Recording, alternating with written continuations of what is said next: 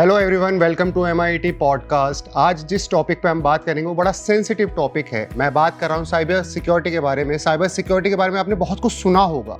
छोटे छोटे फ्रॉड होते हैं, छोटे छोटे स्कैम होते हैं। OTPs देना या अपने बैंक की डिटेल्स ना देना, ऐसे शब्दों के बारे में आपने सुना होगा। ये सभी साइबर सिक्योरिटी के अंतर आते हैं। तो ज़्यादा टाइम ना लेते हुए आज के गेस्ट जो हैं हमारे, उनका हम स्वागत करते हैं। Sir Jitendra Kumar sir and Arvind sir, welcome to MIT podcast. Sir, आप CDAC को रिप्रेजेंट करते हैं। CDAC क्या है, आप हमारी ऑडियंस को बताना चाहें? CDAC अगर मैं बिल्कुल बेसिकली बताऊं तो 1988 में जब देश को परम कंप्यूटर्स की ज़रूरत पड़ी और सरकार को ये लगा, और जब US ने हमें मना कर दिया सुपर कंप्यूटर देने से, तो हमारी गवर्नमेंट ने और हमारे जो रिसर्चर्स थे, एकेडमिया थे, उन्होंने एक प्लान बनाया कि क्यों ना हम हाई परफॉर्मेंस कंप्यूटिंग इंफ्रास्ट्रक्चर को देश में ही विकसित किया जाए। तो उसी के मिशन को लेके एक CDAC की स्थापना की गई। CDAC की जो अगर मैं फुल फॉर्म की बात करूं तो centre for development advance computing. तो इसमें जो फर्स्ट मिशन मोड में हाई परफॉर्मेंस कंप्यूटिंग की इस्टेब्लिशमेंट की बात हुई लगभग 1988 में, और ये मिनिस्ट्री ऑफ IT के अंदर, इलेक्ट्रॉनिक्स एंड इंफॉर्मेशन टेक्नोलॉजी के अंडर में ये एक ऑटोनमस बॉडी है, जो कि पूरे देश में इसके लगभग 12 सेंटर हैं, और जितने भी थीमेटिक एरिया कंट्रीज़ में एडवांस कंप्यूटिंग में हो सकते हैं उसमें CDAC काम कर रहा है। अब चाहे उसमें हाई परफॉर्मेंस कंप्यूटिंग हो, आर्टिफिशियल इंटेलिजेंसी हो, साइबर सिक्योरिटी हो, क्वांटम्स हो, और वगैरह वगैरह। तो देश में लगभग 12 सेंटर हैं। तो उनमें से ही एक सेंटर CDAC दिल्ली ने अपना एक कोलैबोरेशन MIT के साथ किया है, और हमने यहाँ पर स्टूडेंट्स के लिए एक COE सेंटर फॉर एक्सीलेंस की एक आज जो इस्टेब्लिशमेंट, आज हम उसका इनॉग्रेशन किया है। और उसका पर्पस सिर्फ इतना है कि हम देश के अंदर अपनी जो भी हमारे अंदर हमारी जो सोसाइटीज़ में, जो हमारी जो सोसाइटी है, CDAC सोसाइटी है, उसके अंदर जो भी हम थीमेटिक एरिया में काम करते हैं, वो जो नॉलेज है वो स्टूडेंट्स को पहुँचे, फैकल्टीज़ को पहुँचे, जिससे कि हम एक नॉलेजेबल वर्कफोर्स जो है वो सोसाइटी को मिल सके, गवर्नमेंट को मिल सके, और आने वाले एरियाज़ में हम जो है एक क्वालिटी मैन पावर जो है वो ला सके, और ज़्यादा से ज़्यादा इनोवेटिव एरियाज़ में हम वर्क कर सकें। तो साइबर, इस चीज़ को लेके जो हमारा थीम एरिया है वो साइबर सिक्योरिटी है आज के इस हमारे कोलैबोरेशन का, जिसका पर्पज़ ये सिर्फ जो है साइबर सिक्योरिटी के एरिया में क्वालिटी मैन पावर प्रोड्यूस करना है। सर, CDAC का और MIT का आज कोलैबोरेशन हुआ और MIT में एक लैब सेटअप की गई। ये लैब स्टूडेंट्स के लिए किस तरह बेनिफिशियल हो सकती है? जो आज आपने पूछा, बड़ा अच्छा प्रश्न है कि एकेडेमिया में हमने एक प्रोफेशनल प्रैक्टिसिंग लेबोरेटरी का आज अनावरण किया गया है जी, जो कि CDAC और MIT के मैनेजमेंट का आपस में जो इस चीज़ के ऊपर जो उनका रुझान है, जो इसकी तरफ अपना वो बढ़ावा देना चाहते हैं, ये बहुत ज़रूरी है। जैसे कि आपने पहला प्रश्न पूछा, तो जितेंद्र जी ने आपको बताया कि जागरूकता कंज्यूमर्स में होनी बहुत ज़रूरी है। ये जो लेबोरेटरी सेटअप है, ये बेसिकली आपको ये दिखाना चाहता है कि डिफरेंट लेयर्स ऑफ आर्किटेक्चर में, starting from infrastructure to operating systems to the applications and at the user interface, किस तरह से आप सिक्योरिटी को बिल्ड कर सकते हैं किसी भी एप्लीकेशन, किसी भी सिस्टम में। उन सबको यहाँ पर एक नए सभी तरह के टूल्स बना दिए गए हैं, अवेलेबल करा दिए गए हैं, जिनका इस्तेमाल करके आप चेक कर सकते हो कि किस लेयर पे ऑफ आर्किटेक्चर में कहाँ वल्नरेबिलिटीज़ हैं जी, और उनको पैचअप कर सकते हो। स्टूडेंट्स को एक हैंड्स ऑन एक्सपीरियंस मिलेगा कि किस तरह से वो किसी एक एप्लीकेशन को, किसी सर्वर को, किसी सिस्टम को किस तरह से वो सिक्योरिटी के एंगल से उसको स्ट्रॉन्ग बना सकते हैं, कहाँ कहाँ पर वीकनेस है उनको कैसे पैच कर सकते हैं। तो ये हुआ जो स्ट्रॉन्ग इंफ्रास्ट्रक्चर बनाने के लिए। मैं समझता हूँ कि MIT के मैनेजमेंट ने ये बहुत ही अग्रणीय कदम लिया है, क्योंकि इस तरह की मैन पावर आज हमारे देश की रिक्वायरमेंट है जी।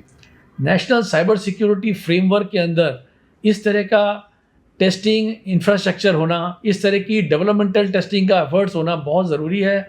कोई भी एप्लीकेशन आपके ऐप स्टोर पे आने से पहले या आपके किसी भी जगह पे एप्लीकेशन को डाउनलोड करने से पहले आपको ये जानना कि सिक्योरिटी सर्टिफाइड है कि नहीं है, टेस्टेड है कि नहीं है।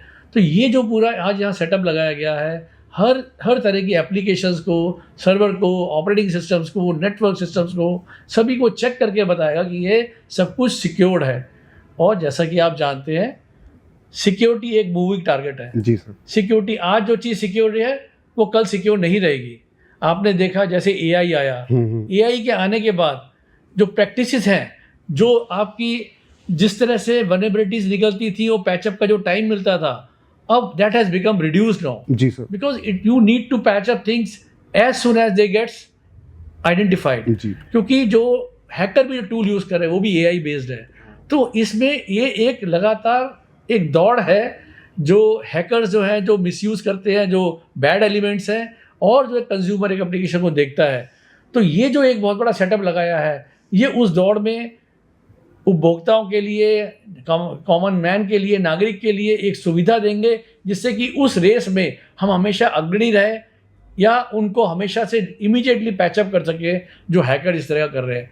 तो ये जो एक लेबोरेटरी है, ये बहुत बड़ा प्लेटफॉर्म देगी बच्चों को एजुकेशन देने के लिए। ये उनके स्किल डेवलपमेंट करेगी, उनको रिसर्च और इनोवेशन में हेल्प करेगी, उनकी स्टडीज़ को मजबूत करेगी, और वो इंडस्ट्री रेडी हो जाएंगे।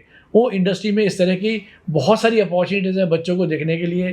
तो ये एक कॉलेज का एक बहुत अच्छा कदम है, जिससे कि बच्चों को अब जो जॉब इन्वायरमेंट में जाने में they become very handy, they become ready for tacking of the job directly. I think ये बहुत अच्छा कदम है। इसके लिए बहुत बहुत बधाई देना चाहता हूँ टॉप मैनेजमेंट को और उपभोक्ताओं को, कि इस तरह के बच्चे, अब हमारे पास ज़्यादा मैन पावर क्रिएट हो जाएगी देश के अंदर, जो कि ज़रूरत है। आज अधिक से अधिक लोग साइबर सिक्योरिटी में काम करें, और जो कि प्रैक्टिकल ओरिएंटेड हो और प्रैक्टिस बेस्ड हो। तो I think this is going to be a fundamental very strong step by the MIIT management, the faculty, the directors, all the senior people. I think इसमें मैं समझता हूँ कि जो चेयरमैन सर हैं विष्णु सरन जी, उनका आशीर्वाद होना एक बहुत बड़ी एक उपलब्धि है। गौरव अग्रवाल जी का जो उन्होंने इस तरह की जो लीडरशिप दी है इसके अंदर अपना दिखाने के लिए, कि इन न्यू एरियाज़ को परसू करने के लिए। संजय कुमार सिंह जी जो डायरेक्टर हैं, उनका जो ओवरऑल प्रोग्राम को डिज़ाइन करना, लॉन्च करवाना, और साथ में जो डॉक्टर ब्रजेश कुमार गुप्ता जी हैं जो कोऑर्डिनेट कर रहे हैं पूरे सेंटर को, I think they have done a tremendous work in working very closely with CDAC, and we look forward to a very very successful effort in times to come. Thank you. अभी आप लोगों ने sir से बहुत कुछ सुना होगा। एक बात मैं बोलता हूँ, जिसके बाद आपको सर की बातें बहुत ज़्यादा इंटरेस्टिंग लगने लगेंगी, कि अगर आप गूगल पे सर्च करें कि साइबर सिक्योरिटी का जो पूरा रेवेन्यू मॉडल है या उसकी जो इंडस्ट्री है वो कितने हज़ार करोड़ तक है, तो शायद आपका फिर इंटरेस्ट जागेगा कि अगर साइबर सिक्योरिटी में करियर बनाते हैं तो वो नॉर्मल नहीं है। That is very big achievement for anyone. Sir आप साइंटिस्ट हैं जी कैटेगरी में, अब जितना मैं जानता हूँ सर, साइबर सिक्योरिटी के लिए हम किस तरीके से आगे और ज़्यादा स्ट्रॉन्ग हो सकते हैं, ताकि हमारे पे अभी जो अटैक होते हैं, साइबर अटैक होते हैं, वो सब ना हो? देखिए, साइबर सिक्योरिटी आज का बड़ा ही हॉट टॉपिक है, क्योंकि जितना हम डिजिटल की तरफ जा रहे हैं, तो चूँकि आपको भी पता है कि समाज में बहुत सारे के लोग होते हैं, तो जो नेगेटिव लोग होते हैं वो फिर इसमें अपराध की श्रेणी में भी काम करते हैं। और इसलिए इसकी साइबर सिक्योरिटी इसलिए ज़रूरी है कि जो साइबर के जो फ्रॉड्स हो रहे हैं या जो अपराध हो रहे हैं वो उसको हम मिनिमाइज़ कर सकें। तो अगर हमारी तरफ हमारा जो फर्स्ट जो सिटीजन्स को या जो भी आम नागरिक है जी, तो जागरूकता ही सबसे पहले, awareness is the best thing for this cyber security thing, because जितना आप जागरूक रहेंगे उतना ही आप जो है सुरक्षित रहेंगे। दूसरा जो लेयर आती है, ये this is the first layer. Second layer जो आती है, जो हम टूल्स यूज़ करते हैं, उस टूल्स को यूज़ करते समय हमें उसमें क्या बेसिक हमें सिक्योरिटी लगानी चाहिए, किस तरह से का उसका कॉन्फ़िगरेशन होना चाहिए, उसकी अवेयरनेस, ये हमें बहुत ज़रूरी है। मैं एग्जाम्पल के तौर पे ले सकता हूँ कि अगर हम मोबाइल यूज़ करते हैं तो मोबाइल में भी कुछ cyber security related basic features जो है वो दिए जाते हैं। जैसे आप यूज़ भी करते होंगे, आप पिन यूज़ करते हैं, आप जो है टच को यूज़ करते हैं, आप जो है थंब को यूज़ करते हैं, तो ये सब बेसिक फीचर्स हैं। इसके अलावा भी और भी कई सारी एप्लीकेशंस आ रही हैं जो मोबाइल के अंदर एक बेसिक, तो चूँकि मोबाइल हमारा एक बेसिक कंपोनेंट है, जो हमारी लाइफ का एक कंपोनेंट है जिसमें हम सिक्योरिटी का यूज़ करते हैं। तो इस तरह से धीरे धीरे इस चैनल को हम स्ट्रॉन्ग कर चले जाते हैं। तो पर फिर भी मैं ये बोलूँगा कि आम नागरिकों के लिए जागरूकता is the best weapon. Sir, भविष्य बहुत उज्जवल है, भविष्य बहुत बढ़ रहा है, एआई ने सब कुछ बदल के रख दिया है। क्या भविष्य में साइबर सिक्योरिटी को लेके इंडिया बहुत ज़्यादा मजबूत हो सकता है, या जो कंपटीशन वाली कंट्रीज़ हैं जैसे जापान, चाइना, उनको भी बीट कर सकता है? देखिए, साइबर सिक्योरिटी की जो कंपटीशन है वो हर कंट्री के अपने पर्सपेक्टिव में है। आज अगर आप इंडिया का डेमोग्राफी देखें, इंडिया में इंटरनेट का पेनिट्रेशन देखें, इंडिया में मोबाइल का आप यूसेज देखें, तो हमारा देश एक बहुत बड़ा देश है जिसके अंदर मैक्सिमम लेवल ऑफ ये आपका डेटा यूज़ होता है। We are a very big country for consuming the data and going on internet using smart devices. तो हमारे चैलेंजेस और तरह के हैं, बिकॉज हमारे यहाँ पर जो एजुकेशन लेवल है, हमारे यहाँ पर जिस तरह का विलेज सिस्टम है, urban, semi urban, village system है, और ये पेनिट्रेशन सब जगह हो चुका है। तो हमें हर तरह के अपने जो विलेज में रहने वाले लोगों को, अर्बन में रहने वालों को, सेमी अर्बन में रहने वालों को उस तरह से उनको एजुकेट करना पड़ेगा जिससे कि हम पूरा साइबर सिक्योरिटी सुरक्षित हो सके, हमारा पूरा देश। अब उसके अंदर जैसे आपको बताया था डिफरेंट लेयर्स के ऊपर वी आर वर्किंग। हमारे यहाँ पर बहुत अच्छे काम हो रहे हैं डिफरेंट। अगर हम पॉलिसी से बात करें, हमारे यहाँ एपेक्स ऑर्गेनाइजेशन काम कर रही हैं, गवर्नमेंट ऑर्गेनाइजेशन काम कर रही हैं, ये सर्ट है, इंडियन सर्ट है, उसके अंदर हमारा जो ये I4C ऑर्गेनाइजेशन है, NSCS is apex body, and ये सब लोग मिलकर एक बड़े कॉम्प्रिहेंसिव वे में साइबर सिक्योरिटी पॉलिसी है। उसके बाद हमारी स्ट्रैटेजीज़ हैं, डिफरेंट सेक्टोरल लेवल पे भी हम काम करते हैं इसमें। इसकी बहुत सारी गाइडलाइंस हैं, बहुत कुछ पब्लिक डोमेन में नहीं है, बहुत कुछ पब्लिक डोमेन में है, अवेलेबल है। तो मैं समझता हूँ हम इस दिशा में, सही दिशा में बढ़ रहे हैं। हमारे यहाँ रिसर्च और इनोवेशन को बहुत सपोर्ट किया जा रहा है, नए नए साइबर सिक्योरिटी प्रोडक्ट बनाए जा रहे हैं, और ये हम बहुत ही लार्ज नंबर में अपने यहाँ इस तरह के स्टूडेंट्स या मैन पावर क्रिएट कर रहे हैं जो साइबर सिक्योरिटी में काम करें। तो we are moving in the right direction. We are not competing with any country to be number 1, 2 and 3. We have to protect our own country, our own environment, our own people. आज हमारे देश में अगर आप देखेंगे तो we are the role model for DPI, digital public infrastructure. आप चाहे आधार ले लें, चाहे UPI ले लें, ये सब जितने बड़े बड़े मॉडल हैं, चाहे जेम की बात करते हैं या GSTN की बात करते हैं, इतने बड़े पॉपुलेशन स्केल के एप्लीकेशंस किसी देश में नहीं है। और हमने इतने बड़े एप्लीकेशन लिए और आज दूसरे देश हमारे साथ काम कर रहे हैं। UPI में आपने देखा 3-4 कंट्रीज हमारे साथ सहयोग कर रहे हैं, काम करना चाहते हैं। तो हमने इतने रोबोस्ट सिस्टम पहले अपने लिए बनाए हैं और उसके बाद हम आज लीडर हैं DPI में। I am sure if we are working to protect our own system, our own cyber security complete in India, I think we are anyway going to be the leader in this. Okay, so I think that's our perspective of things. Sir, हम अपने episode के and में हैं। जाते जाते एक छोटा सा सवाल, जो भी लोग इसको देख रहे हैं, AI के आने के बाद लोग क्या गलत स्टेप उठा रहे हैं जिससे वो स्कैम में फंसते हैं? 1 या 2 आप एडवाइस देना चाहें कि किन चीज़ों से लोग बच सकते हैं ताकि वो स्कैम में ना आए? नहीं, ये तो साइबर सुरक्षा के बड़े सिंपल से ये स्टेप्स हैं जो सभी नागरिकों को, सभी उपभोक्ताओं को ध्यान देने चाहिए। सबसे पहले जो आपने शुरू में बताया है कि OTP कभी शेयर नहीं करना चाहिए, किसी लिंक पे जाके ओपन नहीं करना चाहिए, अननोन नंबर्स पे आपको कम्युनिकेट नहीं करना चाहिए। सरकार बार बार इस चीज़ को पब्लिसाइज कर रही है कि कोई भी फेक कॉल आती है आपको इंटरनेशनल, आपको DOT से भी मैसेजेस आते हैं, सारे सर्विस प्रोवाइडर, एयरटेल हो चाहे आपका जियो हो, सब भेज रहे हैं कि आप इस तरह का कोई कम्युनिकेशन आता है कि वो इनकम टैक्स से बोल रहे हैं या पुलिस हेडक्वार्टर से बोल रहे हैं आप। तो ये साइबर जो सिस्टम के अंदर सभी लोग इस तरह की कम्युनिकेशन कर रहे हैं और एजुकेट कर रहे हैं लोगों को। आप उन सभी छोटी छोटी चीज़ों को अपनाएं। जहाँ तक हो सके आप अननोन नंबर्स पे कॉल भी नहीं करना चाहिए, अननोन लिंक पे क्लिक नहीं करना चाहिए, OTP कभी शेयर नहीं करना चाहिए। आपको छोटे स्टेप्स है, कॉम्प्लेक्स पासवर्ड रखने चाहिए, कॉम्प्लेक्स पिन रखना चाहिए, टाइम टू टाइम उनको आपको चेंज करते रहना चाहिए, अपग्रेड करते रहना चाहिए। अपग्रेड में चेंज करना चाहिए उसको बेसिकली, जितने भी उनकी स्ट्रेंथ बताई गई है स्ट्रॉन्ग स्ट्रेंथ पे रखना चाहिए आपको। तो आप ये सभी छोटे छोटी चीज़ों को फॉलो करेंगे तो अपने आप को बचा सकते हैं। और अपने अभी सभी सिस्टम में जो सिक्योरिटी के पैच आते हैं उनको अपडेट करिए, अपने मोबाइल में, अपने घर में राउटर पे, जहाँ भी आजकल आपकी स्मार्ट टीवीज़ हैं, स्मार्ट टीवीज़ पे ये एक पब्लिक का इंटरफेस है, या CCTV, आजकल हर घर में CCTV है, स्मार्ट डिवाइसेज हैं, आपके पास मोबाइल है। तो बी केयरफुल इन अपडेटिंग दो सिस्टम्स एंड जस्ट देखना चाहिए कि इसका एडमिनिस्ट्रेशन जो है हमारे पास है या कोई दूर से कर रहा है, you should be careful about that. तो ये आपको ही अलर्ट रहना है और उनको टाइम टू टाइम देखना है। आपको बार बार इसके लिए एजुकेट किया जा रहा है और ये चैलेंज तो बढ़ता ही चला जाएगा। जी सही बात। क्योंकि आज साइबर सिक्योरिटी या IT बोलो, ये तो हमारे व्यवहार में आ गया है। अब हम इससे अछूते नहीं रहे हैं।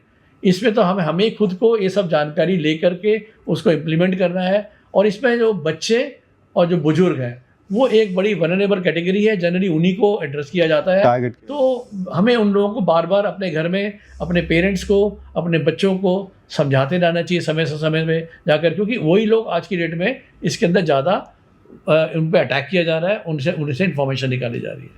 आई थिंक अब नए DPDP के रूल आ गए, डेटा प्रोटेक्शन एक्ट आ गया है, उसके अंदर प्राइवेट इन्फॉर्मेशन को प्रोटेक्ट करने के लिए कहा गया है।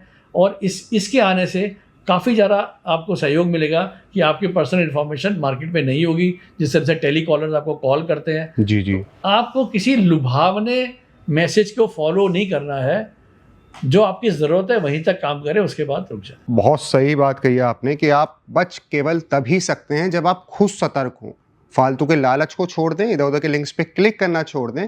और सबसे बड़ी बात उन युवाओं के लिए जिनके घर में बुजुर्ग हैं, बच्चे हैं, ये आपकी ड्यूटी है, आप उनको अवेयर करें। अभी तक हम साइबर सिक्योरिटी के बारे में कई लोगों से बात कर चुके हैं, कई एक्सपर्ट से बात कर चुके हैं, लेकिन अभी जो हमारे साथ मौजूद हैं सर, वो इस पूरे कैंपस के डायरेक्टर हैं, doctor professor SK Singh sir. और जब एक डायरेक्टर किसी भी चीज़ को डायरेक्ट करते हैं, निर्देशन देते हैं, तो उनके पीछे बहुत सारी भावनाएं होती हैं, बहुत सारे विजन्स होते हैं। तो आज इसी विजन को हम जानने की कोशिश करेंगे। सर, किसी भी चीज़ को चलाने के लिए एक डायरेक्शन का होना बहुत ज़रूरी है, और आप इस पूरे संस्थान के डायरेक्टर हैं। सर, एक डायरेक्टर का विजन क्या होता है? मेनली मैं ये पूछना चाहूँगा, आपका क्या विजन है किसी भी चीज़ को आगे बढ़ाने में? सर देखिए, मेरा विजन, चूँकि मैं इस ग्रुप का, इस कॉलेज का कैंपस डायरेक्टर हूँ, और हमारे यहाँ 14 UG प्रोग्राम हैं और 7 PG प्रोग्राम हैं। जी। अगर मैं बात करूँ तो नंबर ऑफ डोमेन्स है, like pharmacy, biotechnology, electronics and communication engineering department, computer science related branches and many more, right. तो अगर उसमें मैं बात करूँ और मास्टर कोर्सेज की अगर मैं बात करूँ तो MBA, MCA, biotechnology and then electronics and communication in then computer science then pharmacy. तो बेसिकली जो होलिस्टिक डेवलपमेंट है किसी भी कॉलेज और यूनिवर्सिटी का, उसके 4 पिलर होते हैं। The first pillar teaching learning process है, सेकेंड ट्रेनिंग प्लेसमेंट है, थर्ड उसका रिसर्च इनोवेशन है, एंड फोर्थ उसका एक्रेडिटेशन एंड ब्रांडिंग है। अगर मैं बात करूं अभी ट्रेनिंग प्लेसमेंट की, जिसकी आज हम चर्चा कर रहे हैं जी, तो उसमें ट्रेनिंग प्लेसमेंट में सबसे ज़्यादा इंपॉर्टेंट ये चीज़ होता है कि इंडस्ट्रीज की आज की डेट में क्या रिक्वायरमेंट है। करेक्ट। और उस पर्टिकुलर फील्ड में हम अपने आप को, अपने कॉलेज को इस लायक बनाएं, अपने बच्चों को, ताकि उन बच्चों में जो इंडस्ट्रियल रिक्वायरमेंट है वो करिकुलम के साथ ही हम फुलफिल कर सकें। जी सर। अब जैसे आपको पता होगा कि हमारा कॉलेज ऑटोनोमस इंस्टीट्यूट है जी, और पिछले विगत कुछ वर्षों से हम लोग ऑटोनोमस के साथ इसमें जितने भी इंडस्ट्रियल रिक्वायरमेंट है उसके इनपुट लेकर अपने करिकुलम को डेवलप करते हैं। और एकेडमिक काउंसिल के अंदर number of industrial persons, renowned industries के पर्सन्स हमारे यहाँ पार्टिसिपेट करते हैं, और उनके इनपुट के बेस पे ही हम लोग यहाँ पे करिकुलम के डेवलपमेंट करते हैं जी। और फिर उसके बाद कंटेंट डेवलपमेंट हम लोग करते हैं, और उसके बाद उसी डायरेक्शन में फिर, और उसमें इंडस्ट्रियल एक्सपर्ट भी होते हैं। कंटेंट डेवलपमेंट जब हम लोग करते हैं कि इंडस्ट्रियल की क्या रिक्वायरमेंट है, इंडस्ट्रीज की क्या आज के डेट में प्रॉब्लम स्टेटमेंट है जी, उसको हम माइनर प्रोजेक्ट और मेजर प्रोजेक्ट के थ्रू बच्चों को होलिस्टिक डेवलपमेंट की तरफ ले जाते हैं। ठीक है सर। और टीचिंग लर्निंग प्रोसेस के साथ साथ अब जहाँ तक रही कि बात कि कैसे प्लेसमेंट केवल एक टारगेट नहीं होता है हमारा, हमें चाहते हैं कि अपने कॉलेज के अंदर की बच्चा जो बनना चाहता है, जिस भी डोमेन में जाना चाहता है उसमें हम उसको मोटिवेट करें और उसको हैंड होल्डिंग करें, ताकि अपने जिस भी डायरेक्शन में वो काम करना चाहता है उसमें वो काम करे। जैसा कि मैं बात करूँ, केवल बच्चे नंबर ऑफ मैक्सिमम बच्चे, जैसे हमारे यहाँ से मोर देन 107 बच्चों ने स्टार्टअप स्टार्ट किया है, जिसका टर्नओवर कुछ बच्चों का मोर देन करोड़ रुपीज़ है। तो एक स्टार्टअप भी एक जर्नी है जो हमें स्टार्ट करवाते हैं अपने बच्चों में सेकेंड ईयर से हैं। कुछ बच्चों को हायर स्टडी के लिए जाना होता है, तो उसके लिए भी हम अपने कॉलेज के अंदर एक सिस्टम डेवलप कर रखा है हमने, जिसमें इंटरनेशनल कोलैबोरेशन सेल है। उसके थ्रू हम नंबर ऑफ़ इंटरनेशनल यूनिवर्सिटी के साथ टाई अप किया हमने, और उनके थ्रू हम लोग ट्विन प्रोग्राम के थ्रू, 2+2 प्रोग्राम, 3+1 प्रोग्राम के थ्रू हम लोग उसमें आगे बढ़ रहे हैं कोलैबोरेटिव लर्निंग की तरफ। थर्ड, प्लेसमेंट की जहाँ तक सवाल है, तो प्लेसमेंट में हम लोग ये ट्राई करते हैं कि जो बच्चा जो डिजर्व करता है जी, क्योंकि हर बच्चों को ऑफकोर्स हम हाईएस्ट पैकेज की तरफ नहीं ले जा सकते। सही बात है। देखिए बहुत सारे ऐसे बच्चे हैं जो डिफरेंट डोमेन में काम करना चाहते हैं, तो जिस बच्चा जिस भी टेक्नोलॉजी में काम करना चाहता है उसी में हम उसको ग्रूम करते हैं। Sir, as we all know कि MIT पिछले कुछ सालों में काफ़ी स्पीड से ग्रो किया है। मैं सबसे पहले जानना चाहूँगा कि सर आपने किस विजन के साथ ये स्टार्ट किया था? क्या ऑब्जेक्टिव है जो MIT की स्पीड शायद किसी से छुपाई नहीं छुपती, हर जगह MIT नाम होता है हमारे उत्तर प्रदेश रीजन में, तो सर उस बारे में आप थोड़ा प्रकाश डालिए कि कैसे कैसे हम इतना आगे बढ़े। देखिए, किसी भी संस्थान को आगे बढ़ाने के लिए जो डिसिप्लिन वो बड़ा इंपॉर्टेंट फैक्टर है। जी सर। डिसिप्लिन शब्द में नहीं, डिसिप्लिन एक्शन में होना चाहिए। और जहाँ तक एक डिसिप्लिन, एकेडमिक डिसिप्लिन भी चीज़ है जी सर, और उसके लिए कुछ एक एक्रेडिटेशन प्रोसेस भी बना रखा है गवर्नमेंट ऑफ इंडिया ने, जैसे NBA है, NAAC है। तो आपको जानकर खुशी होगा कि हमने इस तरह से सिस्टम डेवलप कर लिया है कि कभी भी NBA की कोई बॉडी आए, हमें हमारे प्रोसेस को चेक करता है जी, तो हम कोई किसी ब्रांच के लिए NBA एक्रेडिटेशन के लिए जा सकते हैं। ओके। और इस डायरेक्शन में अगर आप देखें तो अभी तक हमारे 10 UG प्रोग्राम और PG प्रोग्राम NBA एक्रेडिटेड हैं। विद इन 2 ईयर्स हमारे 8 प्रोग्राम्स NBA एक्रेडिटेड हैं। और आपको जानकर खुशी होगी कि यूपी के अंदर electronics and communication engineering department, जिसका MTech और BTech दोनों ही NBA एक्रेडिटेड है। कंप्यूटर साइंस इंजीनियरिंग डिपार्टमेंट, जिसका BTech और MTech दोनों ही NBA एक्रेडिटेशन है। हमारे MBA जो डिपार्टमेंट है वो भी NBA एक्रेडिटेशन है। और अगर आप देखें तो बायोटेक्नोलॉजी में BTech भी NBA एक्रेडिटेड है और MTech भी NBA एक्रेडिटेड है। तो इस तरह से आप देखें तो हमारे यहाँ लगभग 10 NBA एक्रेडिटेड प्रोग्राम्स हैं, राइट। सिमिलरली हम NAAC एक्रेडिटेड हैं और हम लोग ऑटोनोमस इंस्टीट्यूट हैं अभी। तो अभी हमारा टारगेट होता है कि नंबर ऑफ़ एक्रेडिटेशन एजेंसी के साथ अपने आप को कोप अप कर सकें और उनके साथ जो उनकी रिक्वायरमेंट है उसको फुलफिल न केवल डॉक्यूमेंटेशन के साथ न करें, और बल्कि हम उसको कि प्रोसेस का पार्ट बना दें, ताकि हमारा NBA की जो भी रिक्वायरमेंट है हमारे सभी डिपार्टमेंट उसके लिए उसी डायरेक्शन में काम करें। तो पहला तो एक एक्रेडिटेशन बॉडी है जो मॉनिटर करती है, उसके बेस पे हमें एक्रेडिटेशन देती है। बट मेन जो हमारा जो डेवलपमेंट का रीजन है, एक्रेडिटेशन तो एक प्रोसेस है।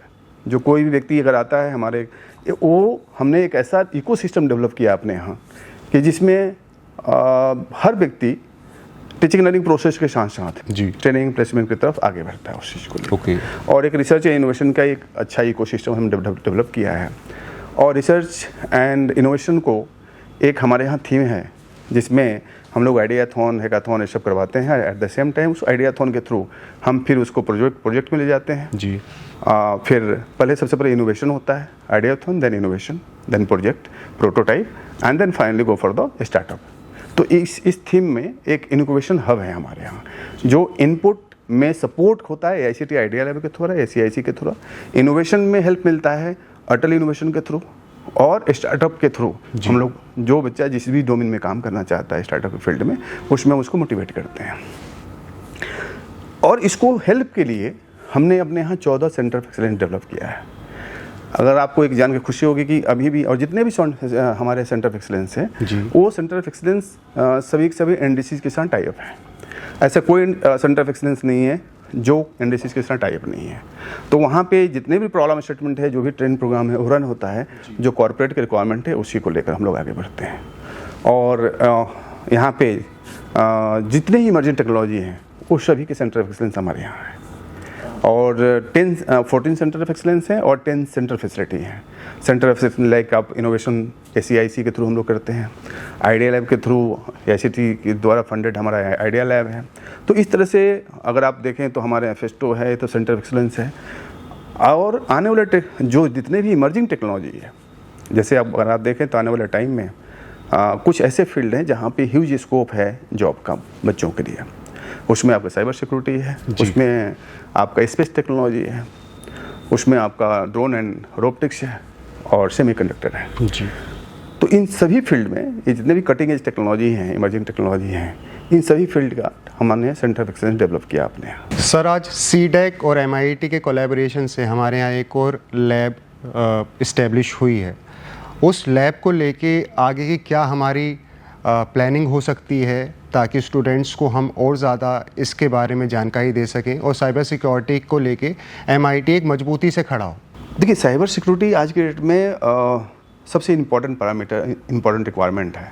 केवल इंजीनियर्स के लिए नहीं, किसी कॉलेज की ये जिम्मेदारी बनती है कि जो आम सिटीजन है उसमें एक ऐसा सिस्टम डेवलप करें, चूँकि साइबर सिक्योरिटी आज के डेट में सभी के पास मोबाइल फ़ोन है जी, सबके पास लैपटॉप्स हैं, और ये मोबाइल फ़ोन के अंदर ही जितने भी ट्रांजैक्शंस हैं, जितने भी आपके डॉक्यूमेंट होते हैं आज के सभी मोबाइल फ़ोन के थ्रू करते हैं जी।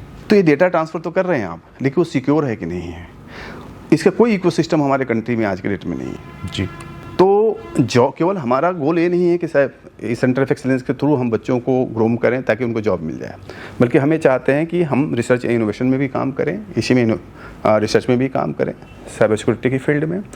सबसे सेकंड गोल हमारा ये है कि हमारे बच्चे इसमें जितने भी BTech और MTech के बच्चे हैं इसमें इस डायरेक्शन में वो अपने स्टार्टअप को इस्टेब्लिश कर सकें। ओके। अगर आप देखें यहाँ पे NCR रीजन में तो कोई भी एक सिस्टम नहीं है जहाँ पे मोबाइल फ़ोन आप जाकर चेक करवाना चाहें, बोले कि भाई मेरा मोबाइल फ़ोन हैक है कि नहीं, हाँ, चेक्ड है कि नहीं, हमारा डेटा सिक्योर है कि नहीं, ऐसा कोई सिस्टम नहीं है, कोई स्टार्टअप नहीं है जो कि बोले कि भाई आप आइए हमारे यहाँ, हम आपको लैपटॉप को चेक करके बता देंगे कि आपका सारा डाटा सेफ़ है जी जी, सारा मोबाइल फ़ोन सेफ़ है। और जो ऐड आते हैं कि भाई ये आप ऐप डाउनलोड कर लीजिए ताकि आपका मोबाइल फ़ोन सेफ़ हो जाए, और ऐप डाउनलोड करते ही आपका मोबाइल फ़ोन हैक हो जाता है। तो हम चाहते हैं कि ऑथेंटिक वे से एक ऐसे इकोसिस्टम डेवलप कर पाएँ ताकि हर बच्चों को अवेयरनेस हो और कुछ बच्चे इसमें अच्छे स्टार्टअप भी डेवलप कर सकें। जैसा आपने बताया हमारे यहाँ पे 14 COE हैं, सेंटर ऑफ एक्सीलेंस है।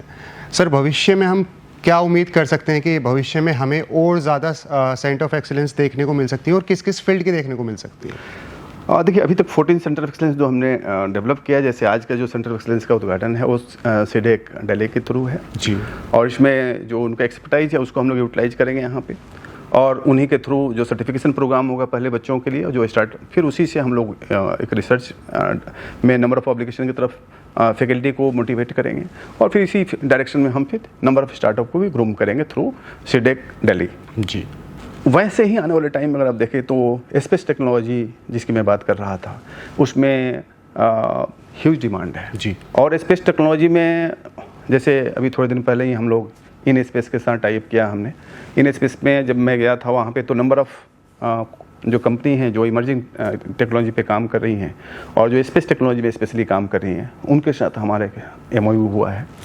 और स्पेस टेक्नोलॉजी में भी हमारे यहाँ सेंटर फॉर स्पेस टेक्नोलॉजी एक सेंटर ऑफ एक्सलेंस हमने डेवलप किया है, और उसका जल्दी ही एक कॉर्पोरेट के साथ जो इस फील्ड में बहुत ही रेनाउंड पर्सन है, अभी मैं डिस्क्लोज नहीं करना चाहता हूँ, उनके साथ उनके माध्यम से हम लोग मिलकर अपने यहाँ, हमारे यहाँ centre of excellence of course है, लेकिन उनके साथ प्रॉब्लम स्टेटमेंट रिसर्च और भी हम लोग आगे बढ़ेंगे इस फील्ड में, राइट। और सेकेंड जो हम लोग बात करते हैं सेमीकंडक्टर फील्ड, उसका ऑलरेडी हमारे यहाँ सेंटर ऑफ एक्सलेंस है जो कि कैडेंस के थ्रू है, और जो एंटेपल टेक्नोलॉजी है उनके थ्रू हमने सेंटर ऑफ एक्सलेंस डेवलप किया था। और उसके साथ आपको जानकर खुशी होगी कि श्री पिलानी और ट्रू चिप ये हमारे एकेडमिक पार्टनर उसमें श्री पिलानी और बिट्स पिलानी है, और जो उसमें जो हमारे कॉर्पोरेट पार्टनर है उसमें ट्रू चिप हैं, सिस्टम इंफ्रास्ट्रक्चर है। तो और इस डायरेक्शन में जितने भी VLSI में कंपनियां काम कर रही हैं, SOC फील्ड है, ये सब लोग हमसे जुड़े हुए हैं और इनके साथ मिलकर हम बच्चों को ग्रूम कर रहे हैं। और इसमें भी रिसर्च सेंटर रिसर्च का प्रोविज़न हमने दिया है बच्चों को, और ताकि अच्छे पब्लिकेशन ला सकें VLSI फील्ड में भी और अच्छे स्टार्टअप भी इसमें डेवलप हो सकें। अगर मैं फील्ड के बाद बात करूं तो ड्रोन एंड रोबोटिक्स टेक्नोलॉजी है जी। तो आने वाले टाइम में रोबोटिक, जैसे आपने देखा होगा जब से ईरान का वार हुआ, जब से आपका रशिया एंड यूक्रेन का वार हुआ, तो उसमें आपको ये जानकर दुख भी हुआ होगा कि इतने सारे लोगों ने लॉस हुए, लेकिन अगर उसमें सबसे ज़्यादा जो निकल के आया कि सबसे ज़्यादा इफ़ेक्टिव है ड्रोन के थ्रू जो लोग युद्ध लड़ रहे हैं। जी। हमारे यहाँ भी जो ऑपरेशन सिंदूर था उसमें ड्रोन का मैक्सिमम यूटिलाइजेशन था। तो एक इमर्जिंग एरिया है जिसमें हमने centre of excellence already develop किया है ड्रोन एंड रोबोटिक्स टेक्नोलॉजी में। तो ये तीनों फील्ड के अंदर अगर मैं बात करूँ तो cyber security, space technology, drone and robotics, centre for drone and robotics end of course जिसकी मैं बात कर रहा था VLSI डिजाइन, सेमीकंडक्टर फील्ड, ये चारों फील्ड में हमने सेंटर ऑफ एक्सीलेंस डेवलप किया है। और सभी जो सेंटर ऑफ एक्सीलेंस हैं ये सभी इंडस्ट्रीज के द्वारा टाई अप हैं और किसी न किसी कंपनी के थ्रू हमने इसमें प्रॉब्लम स्टेटमेंट दिया है। और जो भी प्रोजेक्ट होते हैं वो जो लाइव प्रोजेक्ट होते हैं कॉर्पोरेट के, वही हम इम्प्लीमेंट करवाते हैं बच्चों के थ्रू। और इसी में जो हमारे मास्टर प्रोग्राम है और बीटेक प्रोग्राम है, इसके थ्रू बच्चे इसमें अपना माइनर और मेजर प्रोजेक्ट इन्हीं सब सेंटर ऑफ एक्सीलेंस के थ्रू करते हैं ताकि बच्चे इंडस्ट्री रेडी रहें। राइट।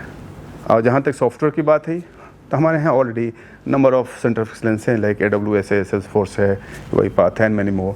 तो सॉफ्टवेयर फील्ड में भी हम लोग ऑलरेडी 14 हमने सेंटर ऑफ एक्सीलेंस डेवलप किया था। ये मैं 4 नए सेंटर ऑफ एक्सीलेंस की बात कर रहा हूँ आपसे। ओके। सर, हमारे स्टूडेंट्स भी हो सकता है हमें देख रहे हों, कुछ यूथ देख रहे होंगे, कुछ स्टूडेंट्स के पेरेंट्स हमें देख रहे होंगे, उन सभी के लिए आप कुछ अगर मैसेज देना चाहें कि किस तरीके से बच्चा अपने भविष्य को लेके तैयारी कर सकता है या किन किन चीज़ों पे अगर वो ध्यान रखे तो शायद उसको भविष्य को लेके इतनी चिंता नहीं करनी पड़ेगी। So sir, all yours. देखिए, सबसे पहले तो बच्चों में ये हमें कोई भी बच्चा जो बनना चाहता है, जिस भी फील्ड में वो जाना चाहता है, उसी फील्ड में वो काम करे, किसी को फॉलो ना करे, वो खुद को फॉलो करे, उसका इंटरेस्ट किस में है उसको फॉलो करे। क्योंकि अगर आप देखें तो हर फील्ड में अपॉर्चुनिटी है, हर फील्ड में जो जिस भी लेवल पे जाना चाहे जा सकता है जी। केवल सॉफ्टवेयर फील्ड में भी अगर आप देखें तो सॉफ्टवेयर फील्ड में नंबर ऑफ फील्ड्स हैं, राइट। हार्डवेयर फील्ड में नंबर ऑफ हार्डवेयर फील्ड्स हैं। और आज के डेट में इंडस्ट्री 4.1 के बाद 4.0 के बाद कोई एक स्पेसिफिक फील्ड नहीं है, राइट। सभी टेक्नोलॉजी एक दूसरे के साथ मिल रहे हुए जी। बस बच्चों को ये करना है कि फोकस होकर जिसमें उनको इंटरेस्ट है, और ये इंटरेस्ट बड़ा इंपॉर्टेंट चीज़ है कि इंटरेस्ट डिफाइन कैसे करें, राइट। तो इंटरेस्ट जो काम करने से वो थकते नहीं हैं, जो काम करने के बाद और उनको लगता नहीं है कि ये काम का ड्यूटी समझ के नहीं हो रहा है, उसका हॉबी बन गया, वो काम करते करते वही उसका इंटरेस्ट है। तो उस फील्ड में वो अपना काम करें और फिर इसका इज द लिमिट, फिर उसमें जो चाहे वो बनना चाहे वो बन सकते हैं। सर, आपने अभी एक बहुत ही लाजवाब बात कही मेरी निगाहों में कि जो बच्चा अगर अब कुछ करना चाहता है और वो अपने फील्ड पे ही फोकस करे तो शायद फिर कामयाबी दूर नहीं रहती उससे। सर, बहुत बहुत धन्यवाद, आपने हमारी ऑडियंस को इतना कुछ बताया। हमारे साथ डायरेक्टर सर ने बहुत कुछ शेयर किया, बहुत कुछ बताया और मैं आपसे यही कहूँगा कि अगर हम किसी भी चीज़ को फोकस के साथ काम करते हैं किसी भी चीज़ पे, तो आज नहीं तो कल हमें उसका रिज़ल्ट ज़रूर मिलता है। मैं गौरव अग्रवाल मिलूंगा आपसे नेक्स्ट पॉडकास्ट में नई जानकारी के साथ, नई इन्फॉर्मेशन के साथ। तब तक आप MIT चैनल को सब्सक्राइब ज़रूर कर लें ताकि आप कोई भी इन्फॉर्मेशन या कोई भी नॉलेज बेस्ड चीज़ हमारे यहाँ से मिस ना कर पाएँ। जय हिंद।